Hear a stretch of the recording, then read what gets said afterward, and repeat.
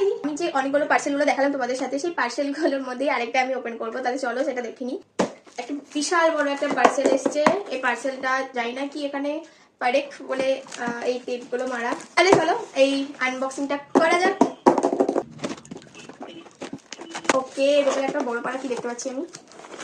ওকে, আবার আমি first time একটা বায়োডার্মার পারচেস করেছিলাম, সেই বায়োডার্মারই তরফ, সেই বায়োডার্মা থেকে আবার একটা প্রোডাক্ট এসেছে। তাহলে চলো এটা ওপেন করি। এই র্যাপ পেপারগুলো হয়, র্যাপ পেপারগুলো কার ভালো লাগে আমাকে বলো তো? আমার তো হেভি লাগে। দেখো,